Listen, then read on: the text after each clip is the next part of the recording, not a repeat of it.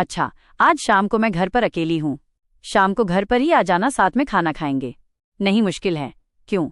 Mummy papa आज सुबह से ही शादी में गए हैं, कल दोपहर को वापस आएंगे। आ जाना, फिर कब ऐसा मौका मिलेगा? नहीं, लेकिन क्यों? बड़ी मुश्किल से मौका मिला है, थोड़ी देर चैन से साथ रह पाएंगे।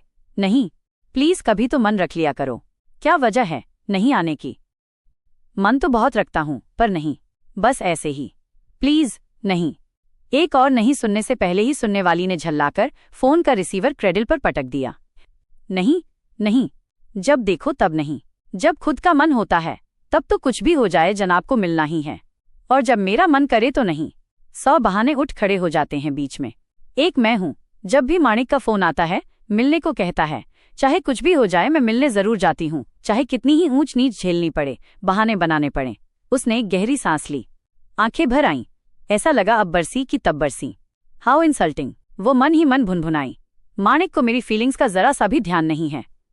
आंसू आंखों से छलक पड़ने को हो रहे थे। नहीं, मैं नहीं रोऊंगी।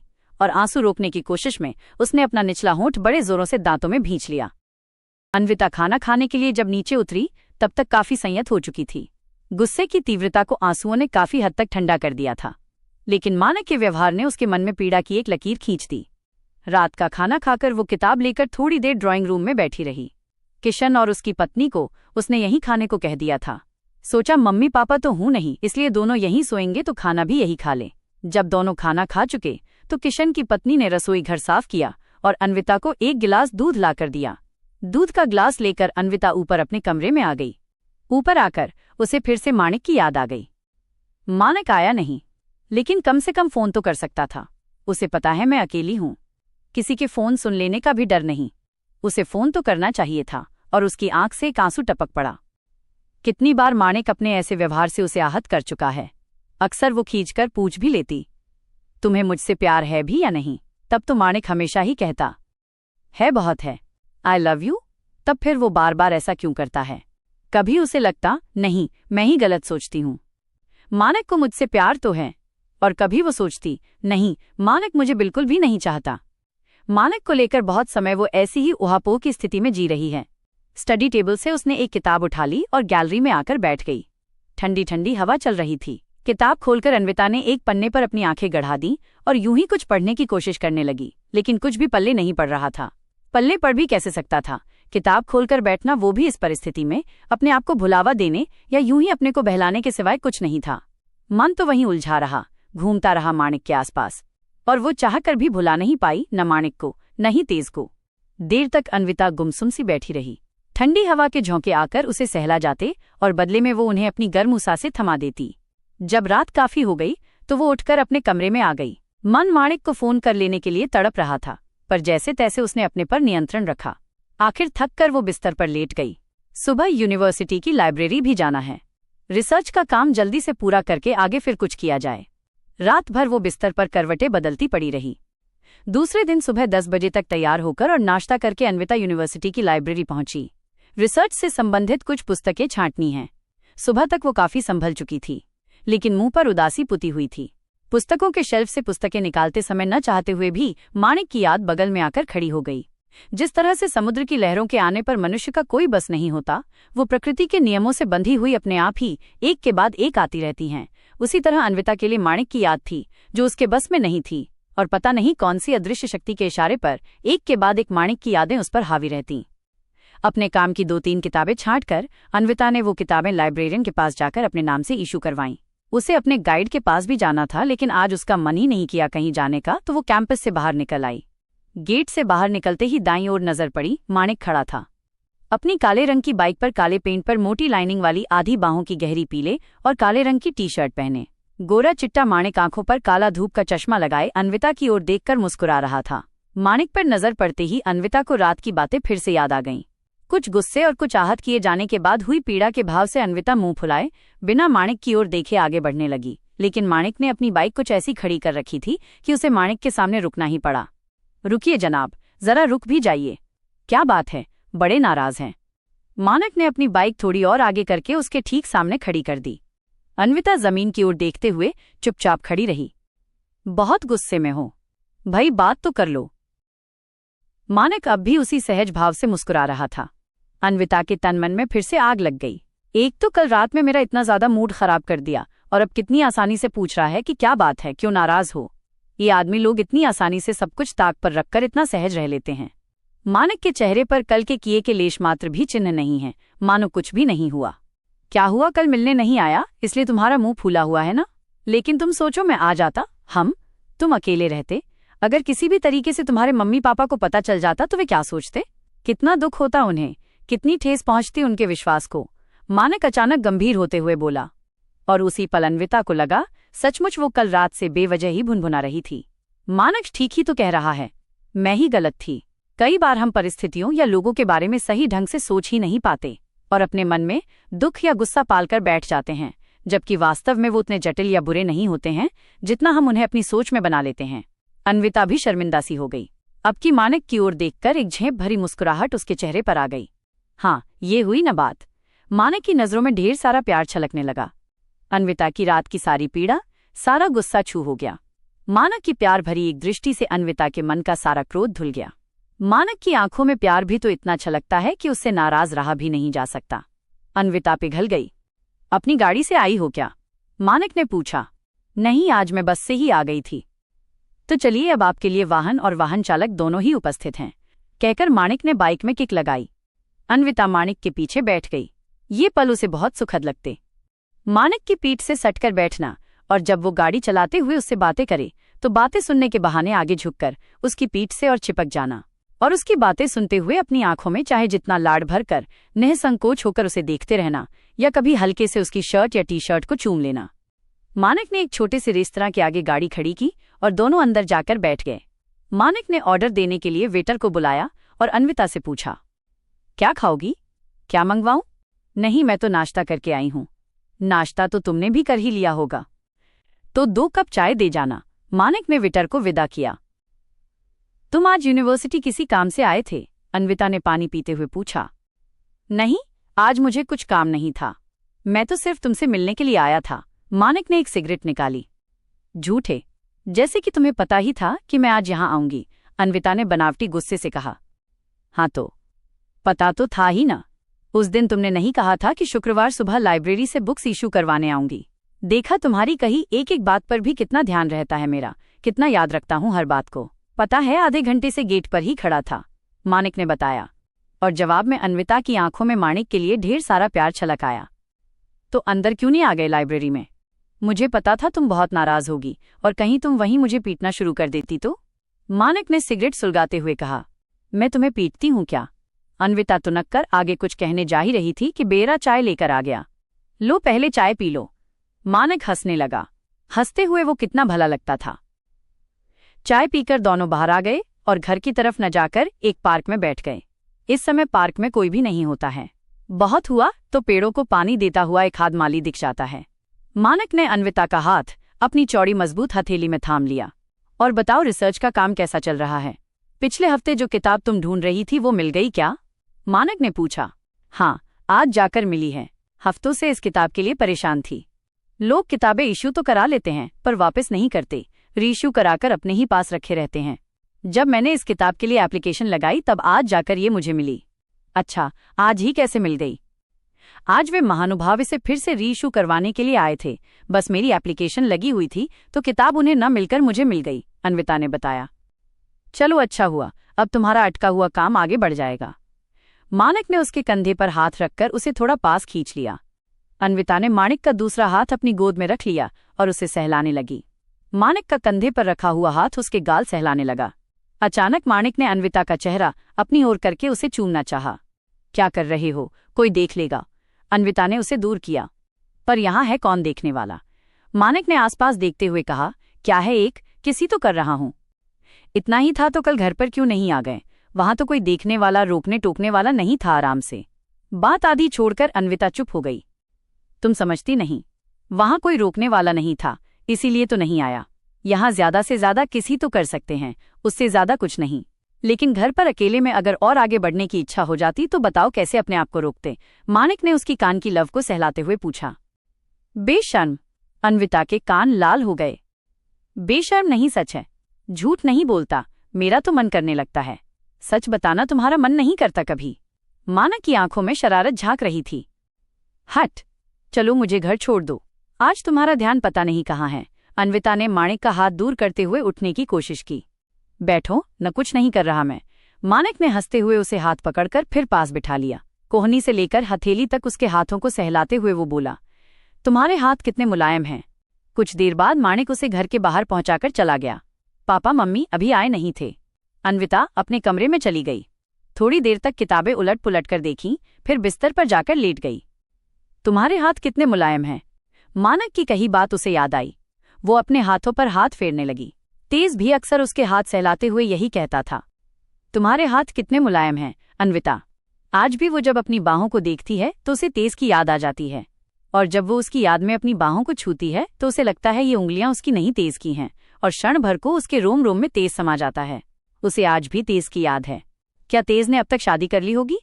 क्या तेज अपनी पत्नी को वैसे ही प्यार कर लेता होगा जैसे वो अन्विता को करता था? क्या पत्नी को छूते समय तेज को कभी उसकी याद आती होगी या कभी आएगी? क्या वो पूरी तरह से उसे भुलाकर अपनी पत्नी का हो पाएगा? क्या पुरुषों के लिए ये सब इतना आसान होता है? पुराने कपड़े बदलकर जैसे आदमी भूल जाता है वैसे ही वो तो आज भी जब भी माणिक के साथ होती है, तेज का स्पर्श, तेज की याद कहीं न कहीं साथ रहती है। आज तेज को उसकी जरूरत नहीं, प्यार भी नहीं है। प्यार तो शायद तब भी नहीं था, जरूरत ही थी। दो लोगों को जरूरत भी कभी कभी आपस में बांध देती है। ऐसा ही कुछ उन दोनों के बीच था। वो अपनी तरफ से इसे प्यार समझ बैठी थी, क्योंकि वो तो प्यार ही करती थी, लेकिन नहीं जानती थी कि तेज उसे इस्तेमाल कर रहा है आगे बढ़ने के लिए। और जब उस पर पांव रखकर आगे बढ़ गया तो उसे भूल गया, उठाकर एक और कर दिया। उफ, आदमी किस हद तक स्वार्थी हो सकता है। तेज के बारे में अन्विता ने अपने घर में सब बता रखा था, क्योंकि वो अपने और तेज के रिश्ते को लेकर पूरी तरह से कॉन्फिडेंट थी, या शायद ओवर कॉन्फिडेंट थी। यही वजह थी कि अब वो चाहकर भी माणिक के बारे में घर पर बता नहीं पाती। कहीं माणिक भी वैसा ही निकला तो? नहीं, अब दोबारा वो उस पीड़ा को सह नहीं सकेगी। मानक से वो बहुत ज्यादा जुड़ी हुई थी, तेज से भी ज्यादा। शायद अपनी ही मनस्थिति के कारण या अपनी किसी कमजोरी के कारण तेज को खोने के बाद से वो बहुत अकेला सा, असुरक्षित सा महसूस करने लगी थी। और माणिक को पाते ही कहीं उसे भी खो न दूं का डर भी उसके साथ ही मिल गया था। और जब आदमी पर किसी को खो देने का डर हावी हो जाता है तो ये डर ही उसे उस व्यक्ति के आसपास कसकर लपेट देता है। ऐसा ही कुछ अन्विता के साथ भी हुआ है। माणिक को खो देने के डर से वो ज्यादा से ज्यादा अपने आप को उसके आसपास लपेटती गई, या माणिक को लपेट कर रखना चाहने लगी और बहुत अंदर तक उससे जुड़ती गई। माणिक में खो देने का ये डर नहीं है, तभी शायद वो इतना ईजी या इतना तटस्थ भी रह लेता है, या शायद वो अन्विता से उस गहराई से अब तक जुड़ा ही न हो जहां आकर खो देने का ये डर आदमी पर हावी हो जाता है। अगले पूरे हफ्ते वो रिसर्च के काम में बुरी तरह व्यस्त रही, यहां तक कि माणिक से भी मिलने की फुर्सत नहीं निकाल पाई। बस 2 बार फोन पर ही बात कर पाई। उसके प्रोफेसर को 15 दिनों के लिए शहर से बाहर जाना था, इसलिए रिसर्च का उतना काम हफ्ते भर में कर लेना जरूरी था। अन्विता पूरे हफ्ते भर इस लाइब्रेरी से उस लाइब्रेरी भागा दौड़ी करती रही किताबों के लिए। 8 दिनों तक रात दिन जी तोड़ मेहनत करने के बाद अन्विता थक कर चूर हो चुकी थी। रविवार को वो काफी दिन चढ़े तक सोती रही। दोपहर को उठकर उसने चाय पी, नीचे जाकर मम्मी पापा से थोड़ी देर बात की, फिर ऊपर आ गई। थकान के मारे सर अभी भी भन भन कर रहा था। बाथरूम में जाकर वो देर तक नहाती रही, तब जाकर थोड़ा हल्का लगा। टॉवल से बाल सुखाती अन्विता बाथरूम से बाहर आकर कुर्सी पर पसर गई। टेबल पर किताबें पड़ी थीं, पर अभी उसका बिल्कुल भी मूड नहीं था उनकी तरफ देखने का भी। उसने माणिक को फोन लगाया। अभी शाम के 4 बज रहे थे। कुछ घंटे माणिक के साथ बिताए जा सकते हैं। हेलो, उधर से माणिक की आवाज आई। क्या बात है, ऐसी डरी हुई आवाज में हेलो क्यों बोलते हो? अन्विता को हंसी आ गई। नंबर नहीं पहचानते क्या, या सेव नहीं किया? ऐसी बात नहीं है, पर हमेशा डर लगा रहता है कि कहीं तुम्हारे घर पर पता लग गया हो और तुम्हारे पापा ने तुम्हारे मोबाइल से लगाया हो डांटने के लिए। माणिक भी हंस पड़ा। घबराओ मत, अभी घर पर किसी को कुछ पता नहीं है, अन्विता ने उसे आश्वस्त किया। तो कब बताएगी? अभी नहीं, पहले मेरा रिसर्च पूरा हो जाए तब, और पहले हम दोनों में तो कुछ तय हो जाए। अरे अभी तुम्हारा तय ही नहीं हुआ है। मैं तो समझता था कि हम में सब तय है, बस घर वालों को बताने की देर है। माणिक की सहजता से कही हुई बात अन्विता को अंदर तक भिगो गई। यानी उसके और माणिक के बीच में सब बातें साफ हैं। वो अन्विता के साथ पूरा जीवन बिताने, उससे शादी करने के लिए तैयार है। एक ही पल में माणिक उसे इतना ज्यादा अपना लगने लग गया कि उसका और माणिक का वजूद घुलमिलकर जैसे एक हो गया। तेज के साथ उसे ये एहसास नहीं हुआ था कोई इतना ज्यादा अपना भी लग सकता है। अच्छा बताओ, शाम को कहाँ मिल रहे हो? अन्विता ने ठुनकते हुए पूछा। क्या बात है, आज तुम्हारी आवाज कुछ ज्यादा ही रोमांटिक लग रही है, माणिक ने भी शरारती ढंग से पूछा। अभी ही नहा कर आई हूँ और फिर तुमसे बातें कर रही हूँ इसलिए। पर तुमने बताया नहीं कि हम कहाँ मिल रहे हैं। आज तो मैं नहीं आ सकता। अचानक ही माणिक का स्वर बदल गया। पर क्यों? अन्विता न चाहते हुए भी कुर्सी पर अचानक ही तनकर बैठ गई। ऐसे ही अभी थोड़ी देर में मामा जी आ रहे हैं और फिर मुझे कुछ काम भी है। क्या काम है? पता था कि माणिक नहीं बताएगा, फिर भी अन्विता के मुंह से आदतानुसार सवाल निकल ही गया। बस ऐसे ही कुछ काम है। फिर एक लापरवाह जवाब। पूरे 8 दिन हो गए हैं तुमसे मिले हुए, थोड़ी देर के लिए ही सही आ जाओ ना प्लीज। जानती थी वो नहीं आएगा, पर फिर भी दिल के हाथों मजबूर होकर मनुहार करने से अपने आप को चाहकर भी रोक नहीं पाई। ये दिल भी हमारे पूरे व्यक्तित्व को अचानक ही किसी के सामने कितना बेबस और कमजोर सा कर देता है कि आदमी कभी कभी अपनी ही नजरों में एकदम बौना सा महसूस करने लगता है। थोड़ी देर मनुहार, फिर हल्की सी तकरार और उसके बाद एक सपाट से नहीं के बाद फोन डिस्कनेक्ट हो गया। जितने उत्साह के साथ अन्विता ने फोन लगाया था, उतने ही बुझे मन से उसने फोन वापस रखा और कुर्सी पर निढाल हो गई। ये माणिक उसकी भावनाओं की परवाह क्यों नहीं करता, या शायद वही जरूरत से ज्यादा परवाह करने के कारण उम्मीद भी लगा बैठती है सामने वाले से। पल भर पहले जो उसे बहुत ज्यादा अपना लग रहा था, अब एकदम पराया लगने लगा। अगले 3-4 दिनों तक भी माणिक कभी काम का, कभी किसी के आने का बहाना बनाकर मिलने नहीं आया। अन्विता सारा दिन चुपचाप घर पर बैठी रहती। औरत की मानसिकता को प्रकृति ने और कुछ हमारे संस्कारों ने कितना कंडीशन बना दिया है। जब पुरुष ने चाहा प्यार किया, जब चाहा उठाकर एक ओर रख दिया। पुरुष की मर्जी से मिलने वाले प्यार में ही नारी अपनी सार्थकता देखती है। आखिर कब तक वो अपनी शर्तों पर प्यार क्यों नहीं कर सकती या पा सकती? अपनी मर्जी से जब वो चाहे तब उसे मिले। अन्विता जब भी माणिक को बुलाती, वो कभी नहीं आता जब उसकी मर्जी हो। चाहे माणिक हो चाहे तेज, सब पुरुष यही करते हैं। कंडीशनल लव, शर्तों पर बंधा प्यार। जबकि वो चाहती थी कि जब प्यार हो तब सिर्फ समर्पण हो, शर्तें न हो, दोनों ही एक दूसरे की भावनाओं का ख्याल रखें। क्या करे? क्या माणिक को छोड़ दे? इतनी सी बात के लिए क्या रिश्ते इतनी आसानी से तोड़े जा सकते हैं? क्या उन्हें तोड़ देना सही होगा या अपनी शर्तों पर जीना ज्यादा ठीक रहेगा? माणिक को छोड़ देने पर क्या अन्विता को खुद को पीड़ा नहीं होगी? वो भी उस दिन का इतना बड़ा आश्वासन वो कैसे झुठला सकती है? जब तेज उसके जीवन से गया था तब कितनी तकलीफ हुई थी उसे तेज को काटकर अपने आप से अलग करने में। तेज जो उसकी सांसों में घुल मिल गया था, जो उसके वजूद का एक अभिन्न अंग बन गया था। रिजेक्शन यानी ठुकराना, किसी को नकार देने का भाव। लेकिन कितना फर्क होता है ठुकराने और ठुकराए जाने में। ठुकराने में आप में एक अहम प्रभावी होता है, वो आपके द्वारा होता है। आपका अहम संतुष्ट होता है कि छोड़ा आपने है। पर ठुकराए जाने पर हम आहत होते हैं, हमें चोट लगती है, हम तिलमिला जाते हैं। अन्विता रिजेक्शन की पीड़ा के लंबे दौर से गुजरी है। रिश्ता टूटने की पीड़ाएं भी अलग अलग होती हैं। रिजेक्ट होने और रिजेक्ट करने में फर्क होता है। तेज से रिश्ता टूटने की पीड़ा अलग थी। वहां रिश्ता तेज ने तोड़ा था और वो रिजेक्ट कर दी गई थी। वहां रिश्ता टूटने के साथ ही रिजेक्ट कर दिए जाने का अपमान और पीड़ा भी थी। पर माणिक के साथ यदि वो रिश्ता तोड़ती है तो शायद उसे इतना दुख न हो, क्योंकि यहाँ रिजेक्ट वो खुद कर रही है। यहाँ सिर्फ रिश्ता टूटने या तोड़ने की पीड़ा होगी, रिजेक्ट होने की नहीं। बल्कि कहीं न कहीं रिजेक्ट कर सकने वाले झूठे अहम की संतुष्टि का भाव ही होगा। कहीं रिश्ते भी किताबों की तरह तो नहीं होते। एक निश्चित समय तक पढ़े, किताब खत्म होने पर बंद करके रख दिया। हर किताब की तरह कुछ रिश्तों को भी क्या बंद करके रख देना पड़ता है? नहीं, मानक के साथ वो अपना रिश्ता किसी भी तरह नहीं कर सकती। हर बार क्या वो कपड़ों की तरह रिश्ते बदलती रहेगी?